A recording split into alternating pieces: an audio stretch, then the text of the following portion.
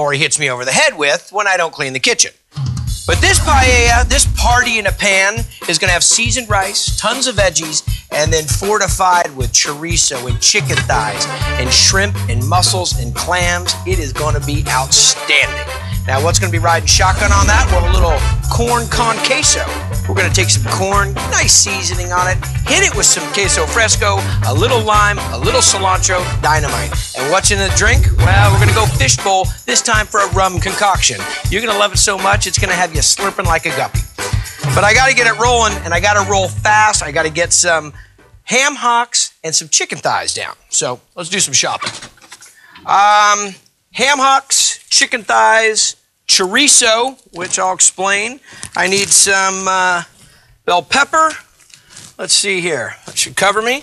And I need a little bit of saffron. And saffron, wow, that's one of the big kickers for the rice. Okay, so I got my pan turned up, and I need to get a little canola oil down here. There we go. Now, chicken thighs. First things first on the chicken thighs. Great flavor. These have a bone in them. That's going to work great because there's tons of flavor in the bone. Let me hit this with a little salt, a little kosher, and a little black pepper. And what happens is I'm going to cook these for a little bit in the pan. One, to kind of flavor the pan. Two, to actually cook the chicken thigh. Later, I'm going to be taking the chicken thigh out, holding on to it, and then when we get this whole paella creation made, I'm going to put them back in the pan. So get one down, two, get a little bit of the oil on them so they don't stick. Three, okay, here's one more. Great. Okay. Now, what goes along with this? Ham hocks. Nice smoked ham hocks. Comes from the back hind leg of the pig. Used a lot of times in making beans. These are outstanding in flavor. There's a lot of fat on there. There's actually some meat. Again, a bone. The bone has a ton of flavor. So we're going to put those bad boys in. Move over, chicken. All right. Move over, chicken. You're not sticking. All right. Then there's a little more ham hock. Okay. So these sit here and work for a bit. On this pan, now in this pan, this is actually the paella pan. This is where we're actually going to have the rice and the whole thing. What we're going to put here, first we'll start with the chorizo. Okay, now this is Mexican style chorizo, meaning that it's not cooked, it's soft. Okay, Spanish style chorizo is hard, and we actually want to have the uncooked soft chorizo going into this dish. Okay, squeeze it all in there. About a pound of chorizo. There we go. And I got to throw a little oil on this too.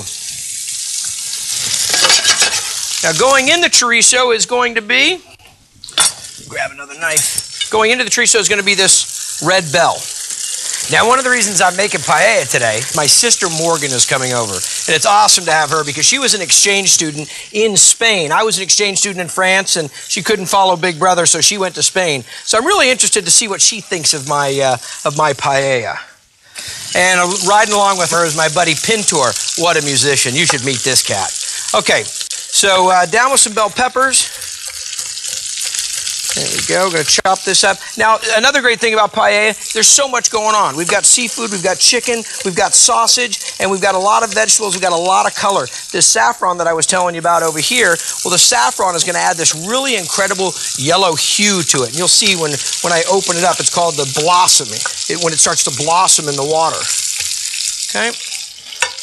Bell peppers down. Over into the chorizo. I better stir that.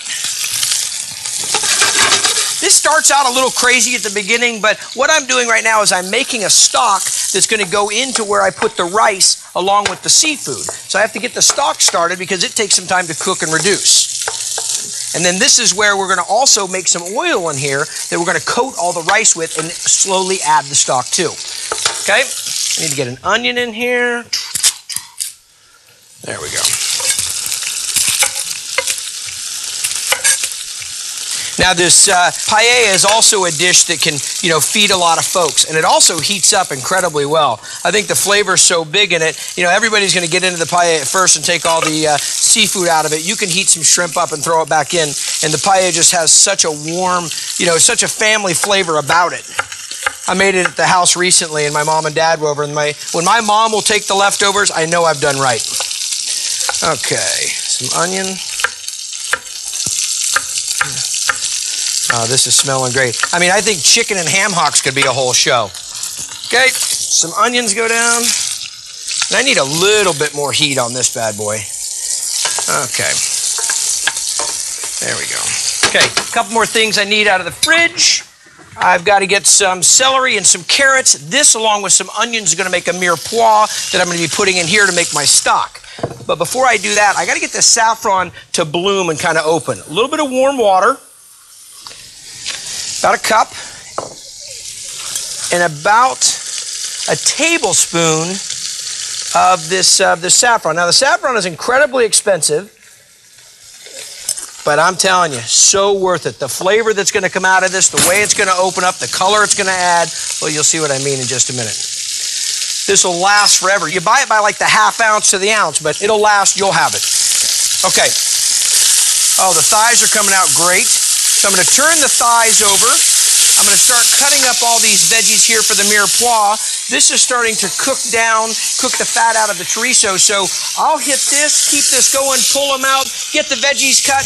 We'll make the stock paella time. I'm going to be waiting for you. Come on back when you get a second.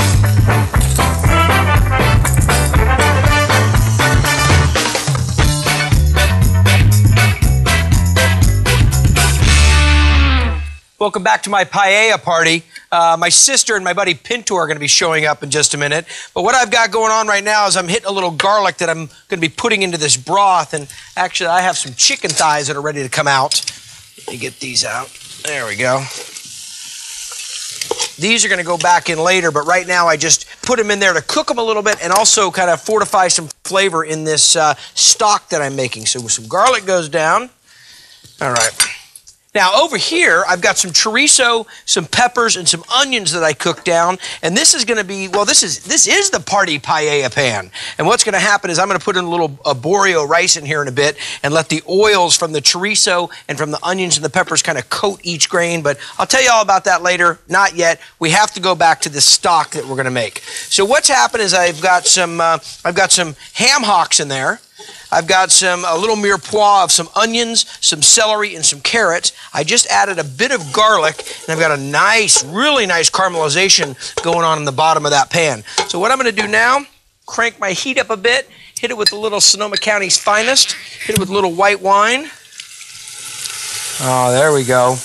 Bring all the flavor off the bottom. Okay? Now I can really put the heat up. Now what's going to happen is I put some white wine in. The ham hocks are going to stay in there. Now I'm going to hit it with a few other liquids. One of them is going to be this, little seafood stock. Now the seafood stock, if you don't have this, and if you're like me, and when you're working with shrimp, you save your shrimp shells, about a pound of shrimp shells, after we put some water in here, could be put in there, and that will kind of make a seafood stock as well as making the stock that we're using. But I'm going to fortify this one with a little seafood stock. Okay. Oh, you can smell that wine right off the bat. Okay, and what's going to happen is we'll put all this in. There we go. Let it simmer. It'll still start to pull out a bunch of flavor out of those ham hocks. Also, all that flavor is going to come off the bottom of the pan, and then it'll start to reduce. And the reducing of this is what we're going to do to make the paella. That's going to become the liquid for the rice. Okay, now we put in a little bit. Now check that out. Tell me that's not gorgeous. Okay? That saffron that I'm letting steep in the water, it's bloomed in the water and turned this color. This is great for the flavor. This is actually kind of like the most key component to the whole paella experience. Now, ounce for ounce, it's more expensive than gold, I hear. But this right here, I'll tell you something. Buy it, hold on to it. You will make paella forever, and it lasts on the shelf, and it's well worth the flavor. It's well worth the cost. Okay. Now you need to get a little water in here. I want to make around 3 quarts of stock, and it is going to reduce on me a little bit, so I need to put in about 2 quarts of water right now. Okay, and I can go on high heat now. There we go. Excellent. Now, one of the things I'm going to work on next is this corn. I'm going to make a compound butter for my corn. And when I make a compound butter, what I've got is I've got some butter sitting out here right now that I'm going to mix some different ingredients into, and you can almost make a compound butter out of anything you want. So this is going, the stock's ready. You can see the saffron floating to the top. It's on high. Let's do the butter. Okay, there's a bowl. There's some soft butter. I need to go shopping. I think in this one I'm going to do some paprika, cayenne, cumin, a little garlic powder. I could cut the garlic up and put that in, but it's going on the corn. It's not going to have that much time in the oven when the corn cooks inside of this tin foil wrap, so putting this in is going to be a little bit safer. So get the butter down.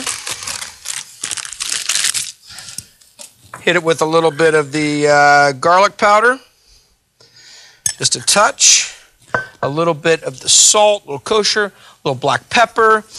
And this is a great way to do corn. A lot of times you see, the corn's just getting wrapped up in the tin foil and then comes out and then we hit it. This way it's going to be all seasoned and flavored right when it comes out. A little cumin, just a touch of cayenne. Don't want to make it too spicy for my sister Morgan, who, by the way, I don't know where she is. Usually she's on time. A little paprika. That'll be a really nice color that's going to come out of the paprika. There we go.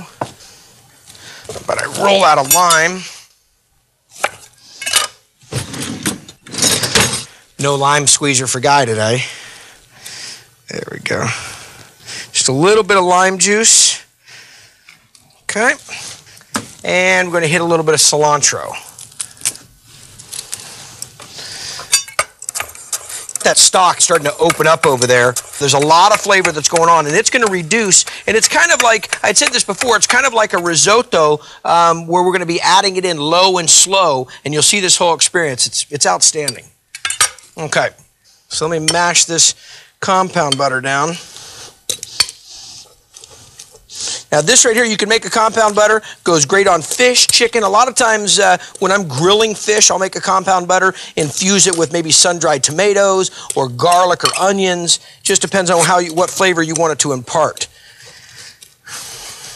Now if you roll it up and freeze it, we do that at Tex Wasabi's where we put wasabi in the butter. We roll it up and we freeze it and then we cut off these little medallions. Dynamite. Okay, this can sit out and we're going to let this flavor all come together right there. What I need to do is I need to grab my mussels and my clams. Look at those bad boys. And I need to do a little cleanup. So I'm going to take some time, scrub these down, get them all clean for the paella. When we come back, we'll start adding that broth in. Be party time.